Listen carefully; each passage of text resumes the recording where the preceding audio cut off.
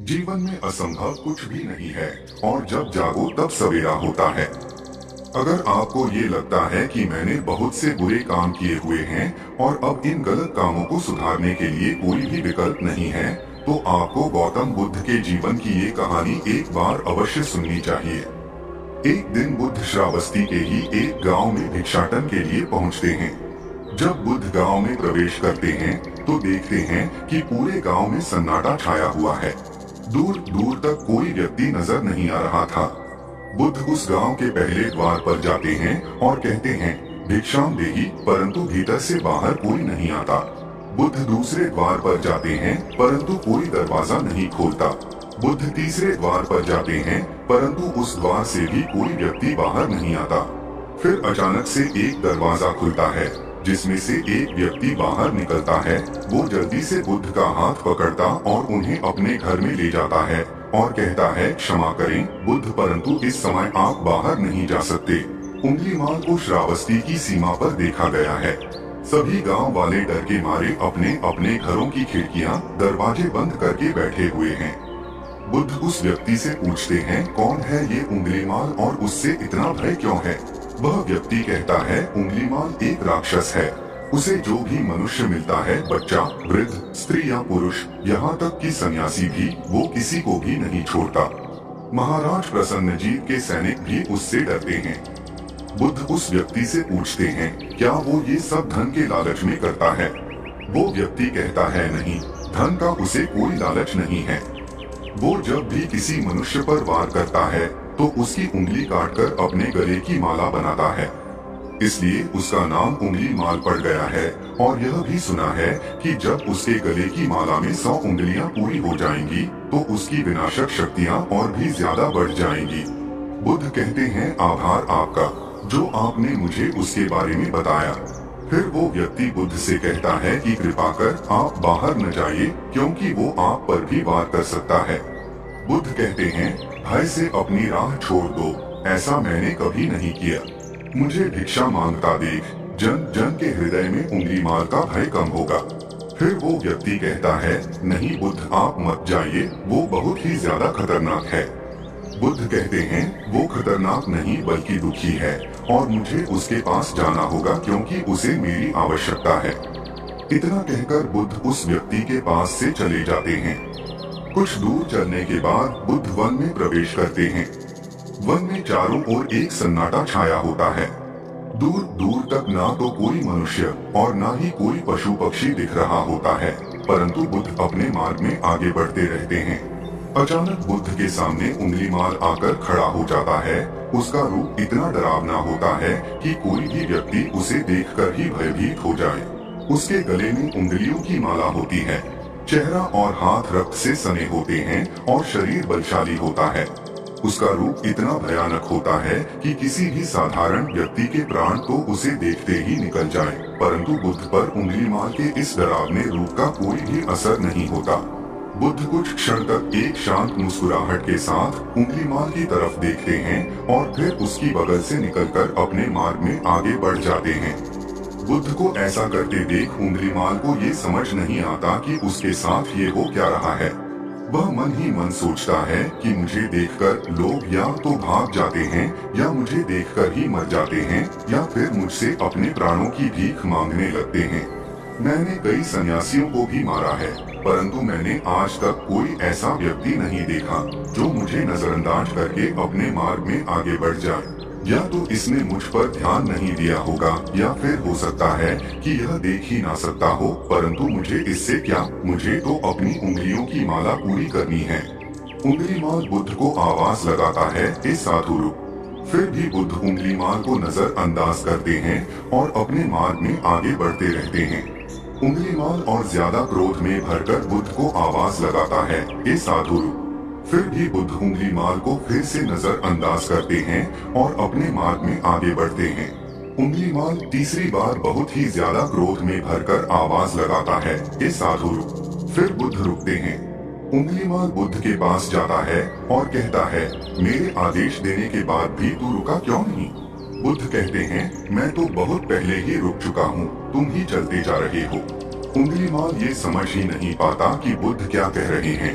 परंतु वो इतना जरूर समझ जाता है कि सामने खड़ा व्यक्ति उससे थोड़ा भी नहीं डर रहा है। उंगलीमाल बुद्ध को डराने के लिए चिल्लाकर पूछता है, ए साधु, तुझे मुझसे भय नहीं लग रहा है क्या?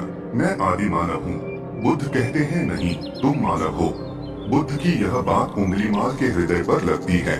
पहली बार उसे किसी ने मानव कहा था, परंतु वो इस बात को नजरअंदाज करने का प्रयास करता है और बुद्ध से पूछता है, ए साधु, तूने ये क्यों कहा कि तू कब का रुक चुका है, जबकि तू तो चल रहा था, और तूने ये क्यों कहा कि मैं नहीं रुका? बुद्ध कहते हैं, मैं बहुत पहले ही रुक चुका हूँ, यानी मैंने ऐसे सारे बुरे कृत्य करना पहले ही छोड़ दिया है जिससे किसी भी व्यक्ति को कष्ट पहुँच सकते हैं। सब जीना चाहते हैं, बस तुम उन्हें करुणा से देखने का प्रयास करो। बुद्ध के ये शब्द दोबारा से उंगलीमाल के हृदय पर चोट करते हैं, परंतु वह दोबारा से बुद्ध की बातों को नजरअंदाज करने का प्रयास करता है और इस बार वह और क्रोध में भरकर बुद्ध की गर्दन पर अपनी कटारी रख देता है, जिससे वो लोगों की हत्या किया करता था। और बुद्ध से चिल्लाकर कहता है, नहीं, मानव में ना तो प्रेम है और ना ही करुणा है, सिर्फ छल और कपट है, इसलिए मैं सबकी हत्या करूंगा और किसी को जीवित नहीं छोड़ूंगा। बुद्ध कहते हैं, तुम्हें लोगों ने बहुत दुख दिया है। उंगलीमाल, क्रूरता मनुष्य अज्ञान के कारण ही करता है। ईर्ष्या, द्वेष, मोह, माया, ये सभी अज्ञान की ही संतानें हैं, परंतु वो व्यक्ति ही है जिसमें दया, करुणा, सद्भाव और समझ का उदय भी होता है। उंगलीमाल, यदि इस जीवन में क्रूर और निष्ठुर लोग हैं, तो दयावान भी हैं। बस तुम्हें अपनी आंखों से इस अंधेपन की इस पट्टी को हटाना होगा जो तुम्हें केवल बुराई ही दिखा रही है। तीसरी बार बुद्ध के शब्दों को सुन उंगलीमाल का खुद पर से संयम हट जाता है। उसे समझ नहीं आता कि पहली बार उसे अपना आपा इतना कमजोर क्यों महसूस हो रहा है। वह कोशिश तो करता है क्रोध करने की, परंतु कर नहीं पाता। वो बड़ी हिम्मत जुटाकर क्रोधित होने का नाटक करके बुद्ध से कहता है, तुम और व्यक्तियों जैसे नहीं हो। बुद्ध कहते हैं, मैं हर व्यक्ति जैसा ही हूँ, बस जागृत हूँ और यह सिद्ध कर रहा हूँ कि हर व्यक्ति में जागने की क्षमता है। मेरा मार्ग क्रूरता को दया में परिवर्तित करता है। उंगलीमाल, तुम अनजाने में घृणा के पथ पर हो, बस इस क्षण रुक जाओ। तुम्हारे भीतर भी ये क्षमता है कि तुम दया और करुणा के पथ पर चल सको। इतना सुनते ही उंगलीमाल के हाथ से कटारी जमीन पर गिर जाती है और उसकी आंखों से आंसू बहने लगते हैं। भला कोई कब तक बुद्ध को अनदेखा करेगा? उंगलीमाल रोते हुए बुद्ध से पूछता है, क्या आप वही हैं जिन्हें लोग बुद्ध कहते हैं, जो लोगों को मुक्ति के मार्ग पर चलना सिखाते हैं? फिर बुद्ध कहते हैं कि हाँ, मैं वही हूँ और तुम्हें भी मुक्ति के मार्ग पर ले जाना चाहता हूँ।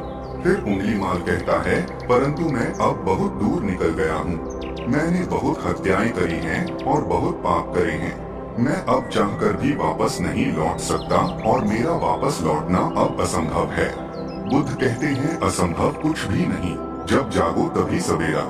उंगलीमाल कहता है, मैं अब पुनः जीवन की ओर नहीं मोड़ सकता, बहुत देर हो चुकी है। बुद्ध कहते हैं, तुमने इतनी चेतना है कि तुम जानते हो कि जो तुमने अब तक किया वह बुरा था। इसका अर्थ यह है कि तुम जानते हो कि क्या अच्छा है और क्या बुरा है।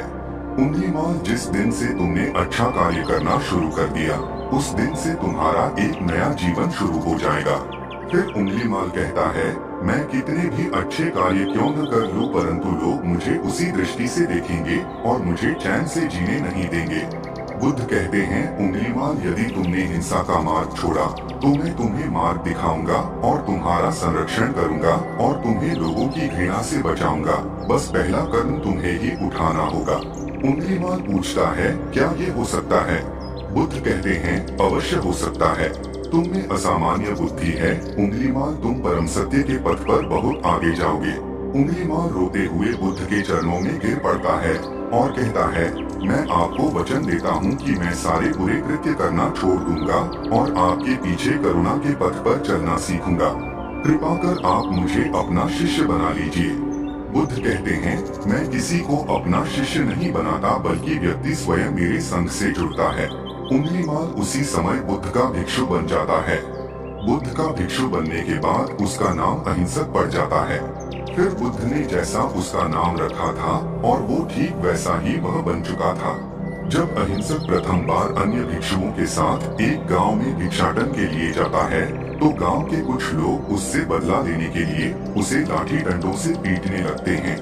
जब ये बात बुद्ध को पता चलती है तो वे तुरंत उसे बचाने के लिए उसके पास पहुंचते हैं और अपने शरीर को उन लाठी डंडों के बीच में ले आते हैं जो अहिंसक को पड़ रहे थे।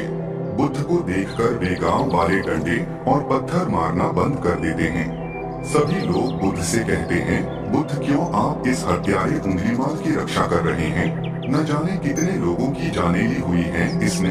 बुद्ध कहते हैं, अब यह उंगलीमाल नहीं है बल्कि इसका नाम अब अहिंसक है। अब यह आपकी ही तरह एक मानव है। वे गांव वाले कहते हैं, ऐसा आदमी कभी नहीं बदल सकता। बुद्ध कहते हैं, यह बदल चुका है, बस आप सब लोग इसे अपनी पुरानी दृष्टि से देख रहे हैं। यदि यह उंगलीमाल होता तो क्या आप में से किसी में भी इतना साहस या बल होता कि कोई इसे एक उंगली भी लगा सके? ये आपका हर बार खाता रहा और क्या इसने आप पर कभी पलटकर वार किया? नहीं ना। क्या ये परिवर्तन आपको नहीं दिखा? आज इसने अपना लहू बहा से अपने सारे बुरे कृत्य धो डाले हैं। आप लोगों के द्वारा इतनी मार खाने के बाद भी इसकी आंखों में आपके लिए क्रोध नहीं है। क्या यह बदलाव आपको नहीं दिख रहा है? यह तो बदल गया, परंतु आप कब बदलोगे? इतने में ही उन गांव वालों में से एक स्त्री कहती है, यह परिवर्तन मैंने स्वयं देखा है। वो स्त्री गांव वालों से कहती है, आप में से कौन ऐसा है जो दूसरों के दुख में दुखी हो, दूसरों की पीड़ा सहन न हो तो उसे हर प्रकार की सहायता प्रदान करे, और ऐसा इस भिक्षु ने किया है। 2 दिन पहले एक व्यापारी अपनी पत्नी को लेकर जा रहा था और उसकी पत्नी प्रसव पीड़ा से व्याकुल थी। तब मैं पास से ही गुजर रही थी, इसलिए मैं भी दौड़ी दौड़ी गई। उस स्त्री की पीड़ा बढ़ती ही जा रही थी। घना जंगल होने के कारण उसे कहीं ले जाया भी नहीं जा सकता था। तभी यह भिक्षु वहां पहुंचा और इसने मुझसे पूछा कि क्या हुआ बहन? मैंने इसे बताया कि यह स्त्री प्रसव पीड़ा में है और इस घने वन में हम कुछ कर भी नहीं पा रहे हैं। कब तक यह कष्ट भोगेगी? कहीं इसके और इसके बच्चे के प्राण न चले जाएं। फिर इस भिक्षु ने मुझसे कहा कि ऐसा नहीं होगा, मैं अभी अपने गुरु के पास जाऊंगा, वे अवश्य ही कोई मार्ग दिखाएंगे। इतना कहकर ये भिक्षु दौड़कर वहां से चला गया।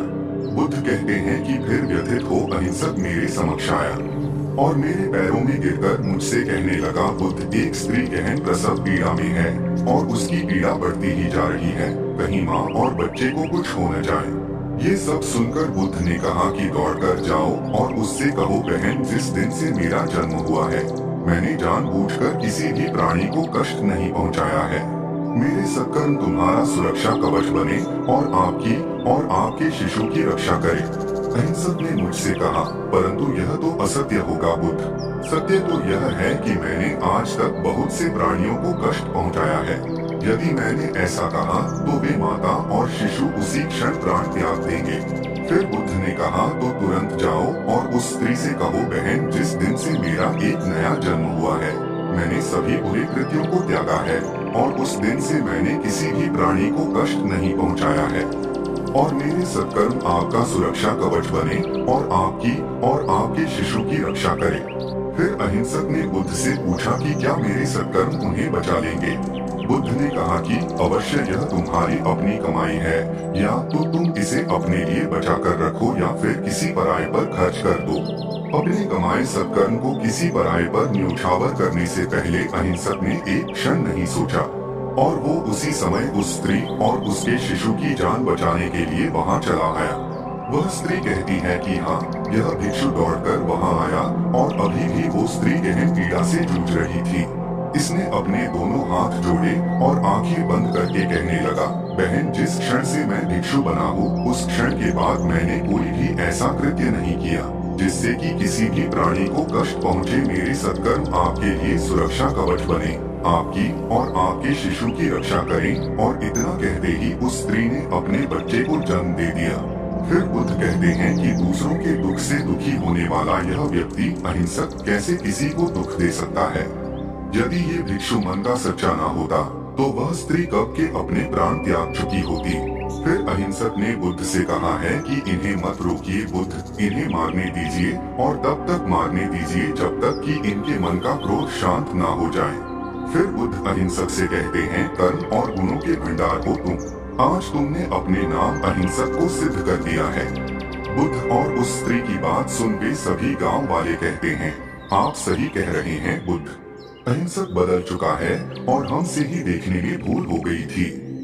इस कहानी से हमें यह सीखने को मिलता है कि लोग सोचते हैं कि उन्होंने बहुत सारे गलत काम किए हुए हैं, अब इन गलत कामों को सुधारने के लिए कोई भी विकल्प नहीं है। इस पर गौतम बुद्ध कहते हैं कि चाहे आपने अब तक कितने भी बुरे काम क्यों न किए हुए होंगे, लेकिन अगर आप एक विचार को अपने मन में लाते हैं कि अब मुझे कुछ सही करना है, तो वही विचार आपके रूपांतरण का कारण बन सकता है। पर सबसे जरूरी बात यह है कि क्या आप पहला कदम उठाने के लिए तैयार हैं? यह कहानी आपको कैसी लगी नीचे कमेंट बॉक्स में कमेंट करके जरूर बताएं।